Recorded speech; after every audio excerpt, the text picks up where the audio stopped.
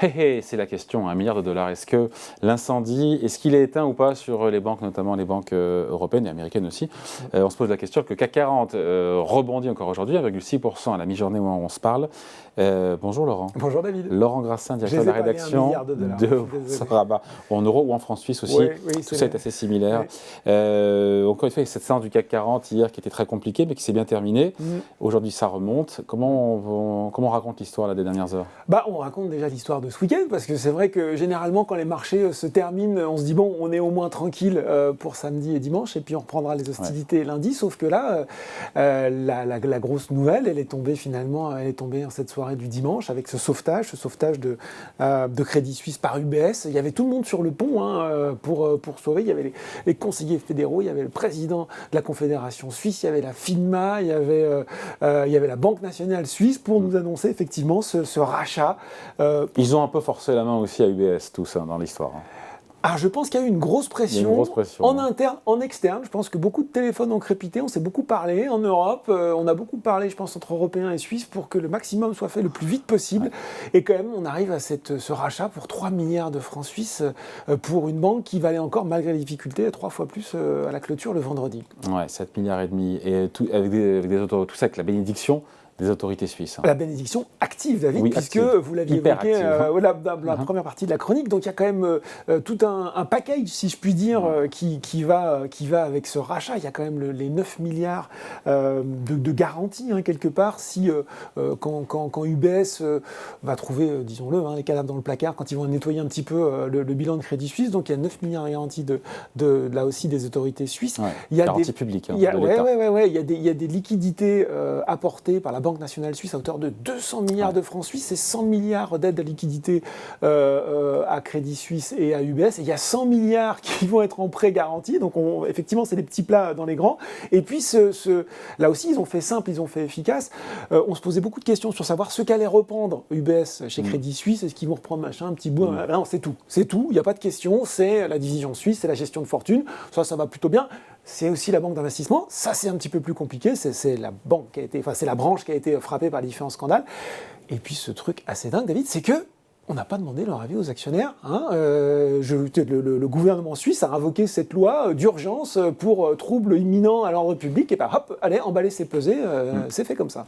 Bon, sans compter que les banques centrales aussi ont largement communiqué, toutes les banques centrales, passons à la BNS, la Banque centrale helvétique, pour rassurer un peu tout le monde, actionnaires, déposants. Là aussi, c'est un autre aspect que vous avez évoqué avec Véronique Riche-Flores en première partie. Oui, parce que en cas de crise, il y a souvent un attrait vers la valeur dollar, vers la valeur refuge le dollar.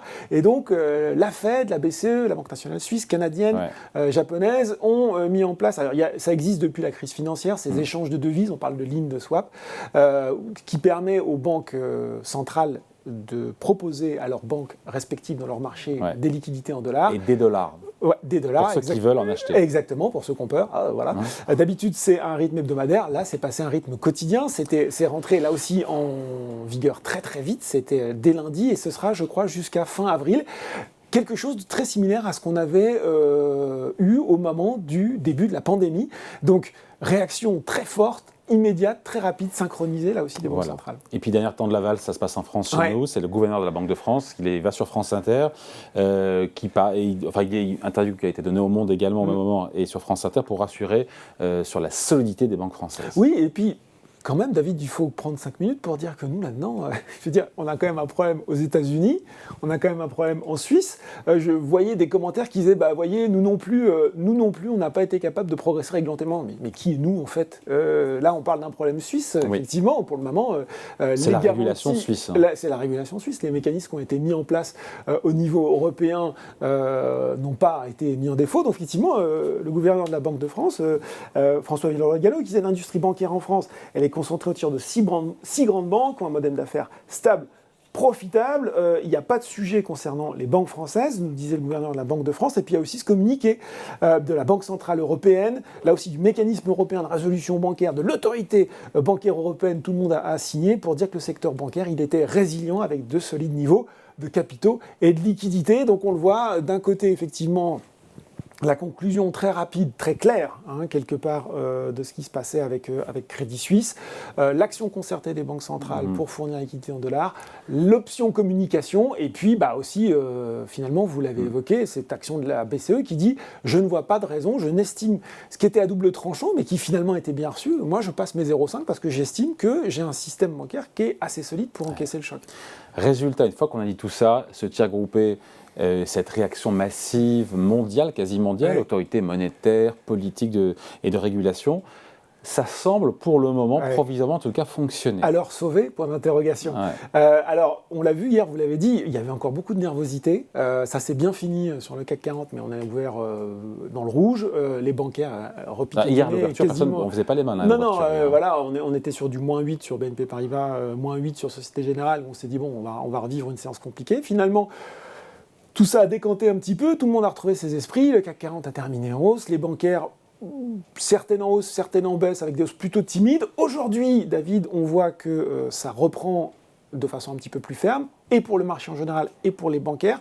Attention toutefois, ça se passe en France, aux États-Unis, First Republic, c'était -47% encore hier. Donc il y a encore quand même un petit sujet, on va en parler. Et puis aussi de se dire finalement sur cette opération Crédit Suisse UBS, pareil au début, forcément Crédit Suisse, le cours s'est aligné avec l'offre, donc il a pris acte. La question c'était de savoir s'il a plutôt fini encore en dessous ou plutôt au-dessus. Il a fini plutôt au-dessus et UBS finalement a bien encaissé le cours puisqu'on a fini sur une légère haussière et aujourd'hui on progresse de plus de 3%. On se dit quoi? On se dit qu'il y a encore de la fébrilité ou que le pire est derrière? C'est compliqué évidemment. On se dit qu'il faut quand même rester sacrément prudent. On a quand même acté un certain nombre de choses, notamment sur Crédit Suisse. Il y a un aspect dont on n'a pas forcément parlé. Les créanciers. Les créanciers qui ont pris une paume sur quelque chose. Il faut faire simple là parce que c'est passé un peu compliqué. On va faire simple sur quelque chose qu'on appelle la dette subordonnée AT1 ou AT1, Additional Core Tier. En gros, pour faire simple, c'est une catégorie de dettes subordonnées, ce qu'on appelle aussi les COCO, pas les noix de coco, les COCO, Contingent Convertible, désolé. C'est un emprunt conditionnel à conversion obligatoire. Ça veut dire qu'en fait, quand vous convertissez, les taux de capitaux propres d'une entreprise passent en dessous d'un certain niveau, c'est automatiquement converti en actions. Et là, finalement, les autorités suisses ont décidé que comme il y avait une aide de l'État, conditions exceptionnelles et tout, finalement, il y avait, j'ai gardé l'amortissement complet de la valeur nominale. Ça veut dire que vous perdez tout, quoi. Ça veut dire que vous perdez tout. Ça veut dire que vous perdez tout. Ça veut dire que vous perdez 16 millions de francs suisses, 16 milliards de francs suisses. Ce qui est assez nouveau, puisque dans la hiérarchie, si je puis dire, des créanciers, généralement, les actionnaires prennent leur paume avant les créanciers obligés. Et là, c'est pas le cas. Donc c'est aussi une nouveauté. Donc il va falloir regarder un petit peu qui avait de cette dette subordonnée. Est-ce que là aussi, on se dit que c'est un point de vigilance à regarder pour les mois à venir. Donc au niveau européen, il y a quand même encore un petit peu d'incertitude. Voilà, et puis il y a ce qui se passe aussi aux États-Unis, avec encore une fois la First Republic, qui est quand même mal en point. Et c'est là où, pour moi, il va falloir rester super prudent. Parce que vous l'avez dit, il y a eu cette demande des banques régionales américaines de dire finalement ce serait bien que vous garantissiez nos dépôts pendant 2 ans, sans limite. C'est théoriquement 250 000, là c'est sans limite pendant 2 ans. Ce qui veut dire quoi? Ce qui veut dire que c'est pas forcément qu'elles sont en crainte sur leur bilan, mais que si la défiance continue et que les retraits continuent, ça va vraiment être problématique. On voit bien que First Republic reste très attaqué. On voit bien aussi que les banques régionales aux États-Unis, quand même, celles qui sont en dessous du seuil, du fameux seuil de systémisme, entre guillemets, de 250 milliards, elles octroient, d'actifs. Merci David. Elles octroient pour moitié, je crois, des prêts commerciaux, pour moitié des prêts à la consommation, l'essentiel des prêts immobiliers commerciaux. Donc on se dit, tiens, c'est quand même dingue, c'est pas des banques systémiques, mais bout à bout, ça commence à faire quand même quelque chose. C'est les banques qui irriguent et qui financent l'économie avec l'immobilier, les entreprises. Exactement. Donc, moi, je resterai quand même super vigilant là-dessus. Larry Fink, c'est pas n'importe qui. Président de BlackRock, premier gestionnaire d'actifs au monde. Qui disait, ne serait-ce pas le premier des dominos en train de tomber.